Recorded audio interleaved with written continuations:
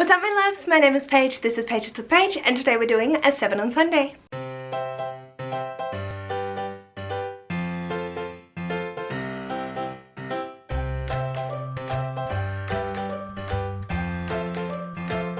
Sunday is a Goodreads group created by Grace from G Swizzle, and I'll leave a link to both Grace's channel and the Goodreads group in the description box below. This week's topic is books that we never want adapted.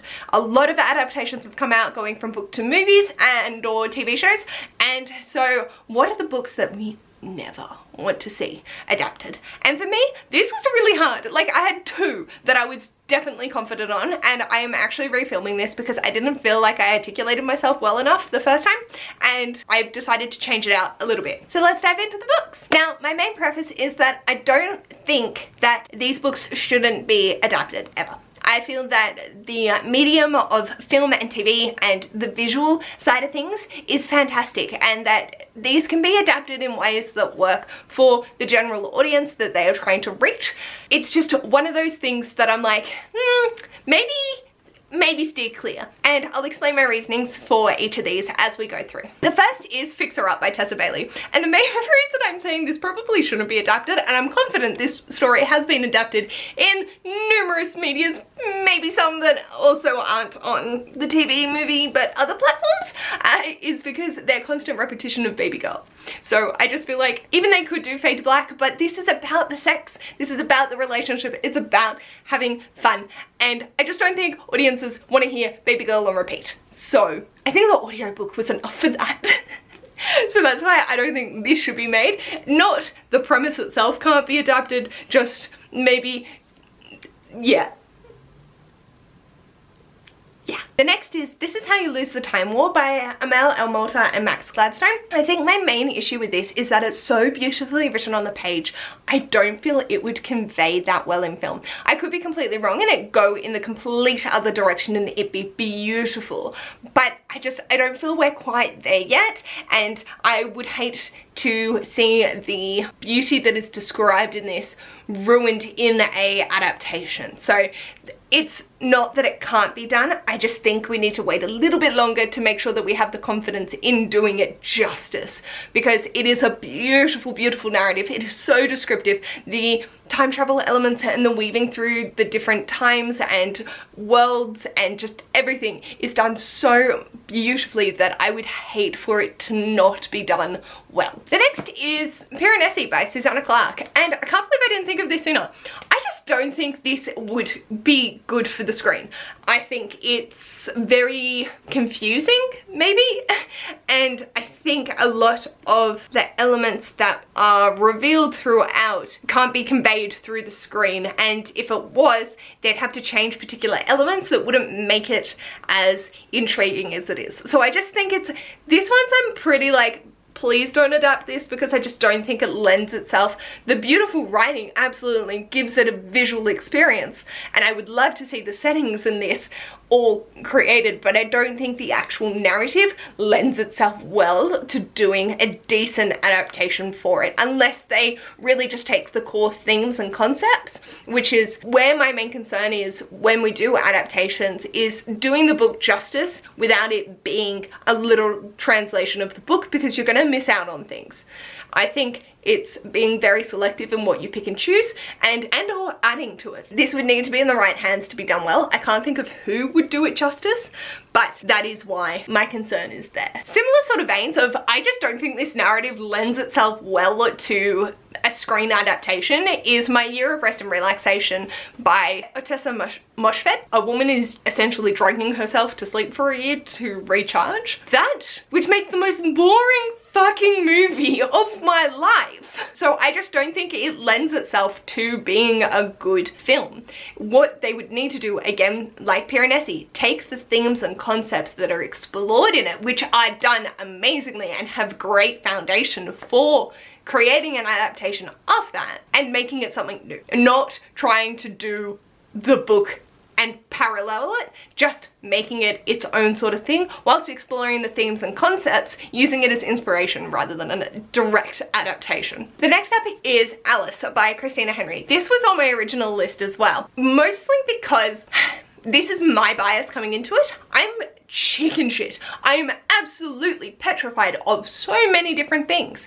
This is petrifying in and of itself in book format, and I really just don't want to see it adapted into a visual, because that would give me literal nightmares for years. I can appreciate that this would make a really great film. We have a lot of Alice in Wonderland retellings, so doing something dark and twisty would be great. Just personally, me would like to not see this adapted, so I know it doesn't exist in the world and scare the absolute fuck out of me. I think because the villain is very, we know who they are, but it's also semi-cloud in shadows, that cinematic could work so well. But also, me as a person, would not survive. I would not be okay. I also don't know how, I don't want it to become a jump scare sort of style either, because that just completely ruins what this is about. It's meant to be menacing, it's meant to be just creeping behind the shadows, but it's not actually meant to jump and frighten you that way. It's that continual sense of just discomfort that makes it work so well. And if it gets into the wrong hands and it just becomes this jump scare trash, I don't think it would be doing the book justice, and I don't think it would be doing the original story justice either, because it just completely flattens the depth of these characters. We're saying that this book also does feature many trigger warnings: body mutilation, attempted rape, murder, child prostitution, and then the main thing is rape and cannibalism simultaneously. So I don't know how that could be portrayed visually without it being traumatic for the audience watching. I know obviously horror movies can stretch those boundaries and make it something different, but I think the villain works so well because they are so despicable, and I want to keep that the same. But then if it ends up in the hands of someone fantastic that knows how to twist it and make it work, I'm okay for it to be there, but also just never adapt this because I'm so petrified. The next is the Farseer Trilogy by Rob and Hobb, or any of the Realm of the Elderlings. I know it's going to The Wheel of Time, Game of Thrones, all of the high fantasy. I think this will probably get an adaptation at some point, and I don't think we need it. I think there is so much content that it will really make a fantastic series if they want to go down that route, or they would make fantastic visually appealing movies that we've seen before. I think the story itself we haven't seen, but the concepts of the medieval sort of monarchical rule fantasy elements, I think it's just been done, and I love these characters so much that I don't want them to be ruined in an adaptation, and I feel like these could be very twisted and not stay true to form. And these are ones that, because there is so much content, you don't need to take the themes and use those. You can use the fucking story. It's right there. There is enough of it.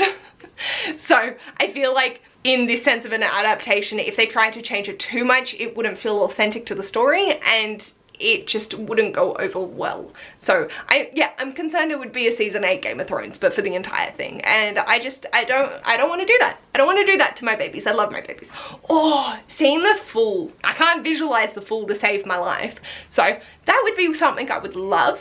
But aside from that, stay the fuck away from my babies. And then finally, the last one is a funny one, and that is Matilda by Roald Dahl. The reason I don't want this adapted is because the adaptation is perfection. It has taken the themes, the characters, most of the plot points and misdemeanors, and shaped it in a way that worked perfectly for film.